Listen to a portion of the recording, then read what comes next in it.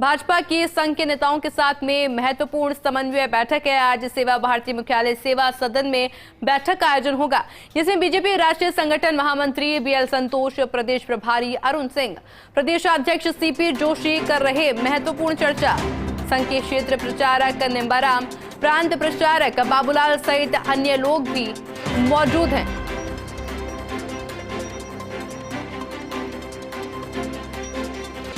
और भाजपा में बड़ा परिवर्तन या फैसला संभव है। आरएसएस और भाजपा की समन्वय बैठक है ये। बीएल संतोष, अरुण सिंह, निम्बाराम, बाबूलाल, सीपी जोशी और चंद्रशेखर। किसी बड़े फैसले को लेकर एक बड़ी खबर जल्दी मिल सकती है। बेहद गुप्त रखा गया है सेवा सदन की इस बैठक को।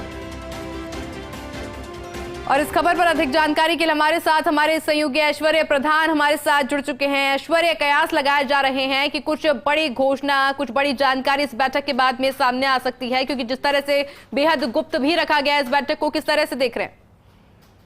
आरुषि, ये जो बैठक है, ये बैठक इसलिए महत्वपूर्ण है कि सीपी जोशी है, अब वो पदभार जब उन्होंने संभाला उसके बाद कल से एक्टिव हो जाएंगे। अब माना जाए तो आज से ही एक्टिव होंगे, क्योंकि आज जयपुर पहुंच चुके हैं, लेकिन कल से 2 दिन बेहद महत्वपूर्ण है। 2 तारीख को एक बड़ी बैठक है जिसमें प्रदेश के पदाधिकारियों को बुलाया गया है, कोर कमेटी की बैठक है और विधायक दल की बैठक है। लगातार बैठकों का दौर जारी रहेगा। तो ऐसे में बड़ा फैसला और परिवर्तन किया जाना है कि आखिरकार किसे नेता प्रतिपक्ष बनाया जाए। नेता प्रतिपक्ष बनाए जाने को लेकर कई तरीके की बातें हैं कि किस तरीके के चेहरे को मौका दिया जाए, क्योंकि अब जो मौका दिया जाएगा उसमें वोटों की गणित को भी यहाँ पर बीजेपी पार पाना चाहेगी कि किससे कौन से समाज को फायदा होता है।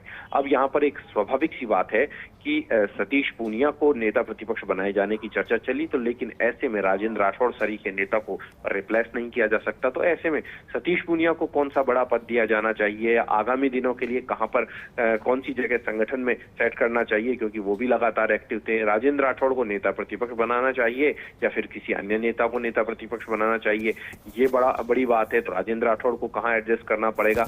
उसके अलावा यहाँ पर बड़े समय से एक चर्चा चल रही थी कि आदिवासी नेता को भी कोई बड़ा पद मिले तो केंद्र में मंत्री बनाया जाना चाहिए, यहाँ पर कुछ बनाना चाहिए।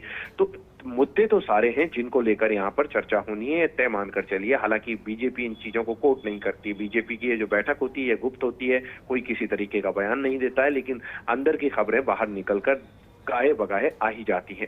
तो ये मानकर चलिए कि आगामी रणनीति को लेकर चर्चा है। तो यहाँ पर बीएल संतोष का साफ तौर पर मैसेज होगा। यहाँ के संघ के साथ बैठक इसलिए भी की जाती है कि संघ के पास फीडबैक होता है, तमाम तरीके के विचारिक संगठन होते हैं, वो संघ से जुड़े रहते हैं।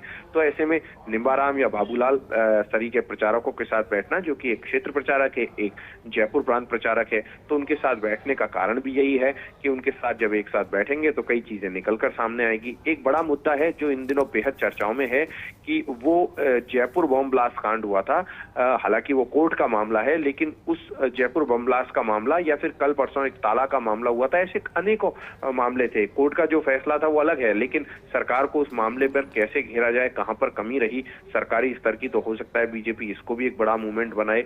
तो यहाँ पर कई चीजों को लेकर तैयारी की जानी है। और ये जो बैठक है, ये कर्नाटक चुनाव में बीएल संतोष बेहद व्यस्त हैं। तो कर्नाटक चुनाव के बाद एक बार फिर वो आएंगे, लेकिन जब तक कर्नाटक चुनाव खत्म होने उससे पहले का रोड मैप भी वो यहां से बनवा कर जाएंगे।